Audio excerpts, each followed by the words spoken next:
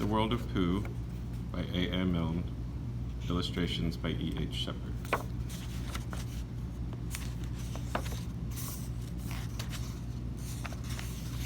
Chapter 1, in which we are introduced to Winnie the Pooh and some bees, and the stories begin. Here is Edward Bear coming downstairs now, bump, bump, bump, on the back of his head, behind Christopher Robin. It is, as far as he knows, the only way of coming downstairs, but sometimes he feels that there really is another way, if only he could stop bumping for a moment and think of it. And then he feels that perhaps there isn't. Anyhow, here he is at the bottom, and ready to be introduced to you, Winnie the Pooh. When I first heard his name, I said, just as you are going to say, but I thought he was a boy. So did I, said Christopher Robin. Then you can't call him Winnie. I don't. But you said, he's Winnie the Pooh. Don't you know what the means? Ah, yes, now I do, I said quickly, and I hope you do too, because it is all the explanation you're going to get. Sometimes Winnie the Pooh likes a game of some sort when he comes downstairs, and sometimes he likes to sit quietly in front of the fire and listen to a story. This evening, what about a story? Said Christopher Robin.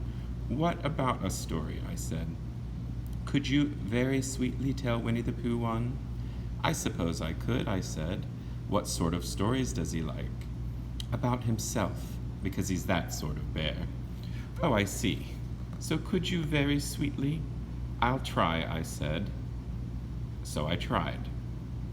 Once upon a time, a very long time ago now, about last Friday, Winnie the Pooh lived in a forest all by himself under the name of Saunders. What does under the name mean? Asked Christopher Robin. It means he had the name over the door in gold letters and lived under it. Winnie the Pooh wasn't quite sure, said Christopher Robin. Now I am, said a growly voice. Then I will go on, said I. One day, when he was out walking, he came to an open place in the middle of the forest, and in the middle of this place was a large oak tree, and from the top of the tree there came a loud buzzing noise.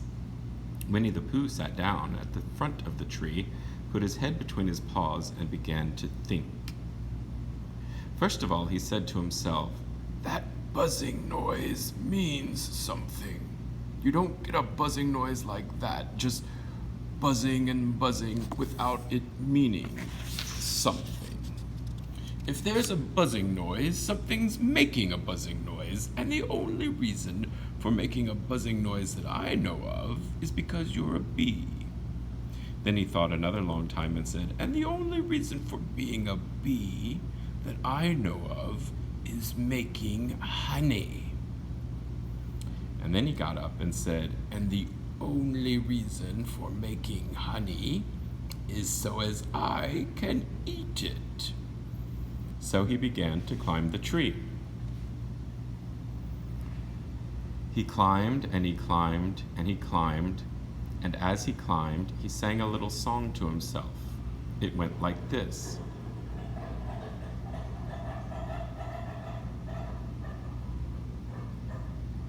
Isn't it funny how a bear likes honey? Buzz, buzz, buzz, I wonder why he does. Then he climbed a little further, and then just a little further. By that time, he had thought of another song. It's a very funny thought that if bears were bees, they'd build their nests at the bottom of trees. And that being so, if the bees were bears, we shouldn't have to climb up all these stairs. He was getting rather tired by this time, so that is why he sang a complaining song. He was nearly there now, and if he just stood on that branch, crack! "Oh, help," said Pooh as he dropped 10 feet to the branch below him. "If only I hadn't," he said as he bounced 20 feet onto the next branch. "You see what I meant to do," he explained as he turned head over heels and crashed onto another branch 30 feet below. "What I meant to do, of course it was, rather," he admitted as he slithered very quickly through the next 6 branches. "It all comes, I suppose," he decided, as he said goodbye to the last branch, spun round 3 times, and flew gracefully into a gorse bush. "It all comes of liking honey so much." Oh, help. He crawled out of the gorse bush, brushed the prickles from his nose, and began to think again. And the first person he thought of was Christopher Robin. "Was that me?" said Christopher Robin in an awed voice, hardly daring to believe it. "That was you." Christopher Robin said nothing, but his eyes got larger and larger, and his face got pinker and pinker. So Winnie the Pooh went round to his friend Christopher Robin, who lived behind a green door in another part of the forest. "Good morning, Christopher Robin," he said. "Good morning, Winnie the Pooh," said you. "I wonder if you've got such a thing as a balloon about you." "A balloon?" "Yes, I just said to myself coming along, I wonder if Christopher Robin has such a thing as a balloon about him. I just said it to myself, thinking of balloons and wondering." "What do you want a balloon for?" you said. Winnie the Pooh looked down around to see that nobody was listening, put his paw to his mouth, and said in a deep whisper, "Honey." "But you don't get honey with balloons." "I do," said Pooh. "Well, it just happened that you had been to a party the day before at the house of your friend Piglet, and you had balloons at the party. You had had a big green balloon, and one of Rabbit's relations had had a big blue one, and had left it behind, being really too young to go to a party at all. And so you had brought the green one and the blue one home with you. Which one would you like?" you asked Pooh. He put his head between his paws and thought very carefully. "It's like this," he said. "When you go after honey with a balloon, the great thing is not to let the bees know you're coming. Now, if you have a green balloon, they might think you are only part of the tree and not notice you. And if you have a blue balloon, they might think you are only part of the sky and not notice you. And the question is, which is more likely?" "Wouldn't they notice you underneath the balloon?" you asked. "They might or they might not," said Winnie the Pooh. "You never can tell with bees." He thought for a moment and said, "I shall try to look like a small black cloud. That will deceive them." "Then you had better have the blue balloon," you said, and so it was decided. Well, you both went out with the blue balloon, and you took your gun with you just in case, as you always did, and Winnie the Pooh went to a very muddy place that he knew of and rolled until he was black all over, and then when the balloon was blown up as big, and you and Pooh were both holding on to the string, you let go suddenly, and Pooh Bear floated gracefully up into the sky and stayed there, level with the top of the tree, and about 20 feet away from it. "Hooray!" you shouted. "Isn't that fine?" shouted Winnie the Pooh down to you. "What do I look like?" "You look like a bear holding on to a balloon," you said. "Not," said Pooh anxiously, "not like a small black cloud in a blue sky." "Not very much." Well, perhaps from up here it looks different. And as I say, you never can tell with bees." There was no wind to blow him nearer to the tree, so there he stayed. He could see the honey, he could smell the honey, but he couldn't quite reach the honey. After a little while, he called down to you. "Christopher Robin," he said in a loud whisper. "Hello." "I think the bees suspect something." "What sort of thing?" "I don't know, but something tells me they're suspicious." "Perhaps they think you're after their honey." "It may be that. You never can tell with bees." There was another little silence, and then he called down to you again. "Christopher Robin." "Yes?" "Have you an umbrella in your house?" "I think so." "I wish you would bring it out here and walk up and down with it and look up at me every now and then and say, 'Tut, tut, it looks like rain.' I think if you did that, it would help the deception which we are practicing on these bees." Well, you laughed to yourself, "Silly old bear," but you didn't say it aloud because you were so fond of him, and you went home for your umbrella. "Oh, there you are," called down Winnie the Pooh as soon as you got back to the tree. "I was beginning to get anxious. I have discovered that the bees are now definitely suspicious." "Shall I put my umbrella up?" you said.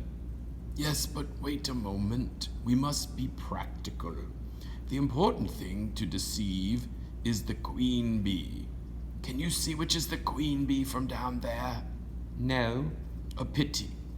Well, now, if you walk up and down with your umbrella, saying, "Tut, tut, it looks like rain," I shall do what I can by singing a little cloud song, such as a cloud might sing. Go! So, while you walked up and down and wondered if it would rain, Winnie the Pooh sang this song.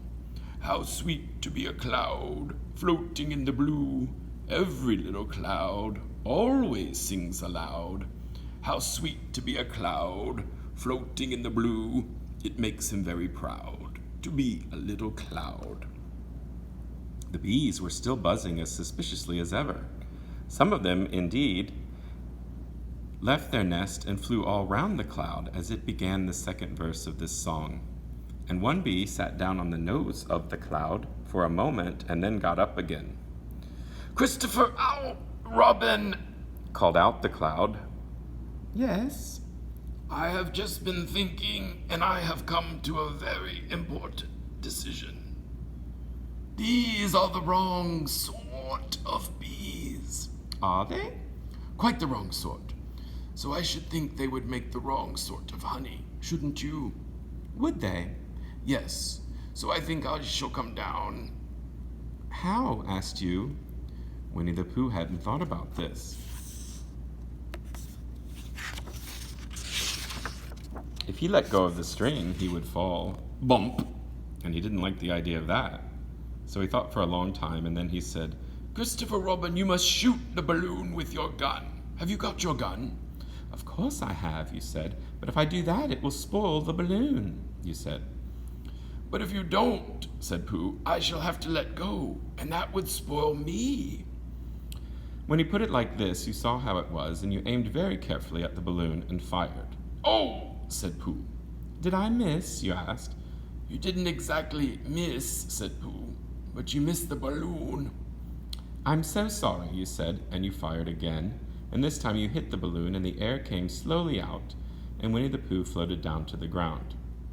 But his arms were so stiff from holding on to the string of the balloon all that time that they stayed straight up in the air for more than a week, and whenever a fly came and settled on his nose, he had to blow it off. And I think, but I am not sure, that is why he was always called Pooh. Is that the end of the story? Asked Christopher Robin. That's the end of that one. There are others. About Pooh and me? And Piglet and Rabbit and all of you. Don't you remember? I do remember, and then when I try to remember, I forget. That day when Pooh and Piglet tried to catch the heffalump? They didn't catch it, did they? No. Pooh couldn't because he hasn't any brain. Did I catch it? Well, that comes into the story. Christopher Robin nodded. I do remember, he said. Only Pooh doesn't very well. So that's why he likes having it told to him again. Because then it's a real story and not just a remembering. That's just how I feel, I said. Christopher Robin gave a deep sigh, picked his bear up by the leg, and walked off to the door, trailing Pooh behind him. At the door, he turned and said, Coming to see me have my bath? I might, I said. I didn't hurt him when I shot him, did I? Not a bit. He nodded and went out, and in a moment I heard Winnie the Pooh, bump, bump, bump, going up the stairs behind him.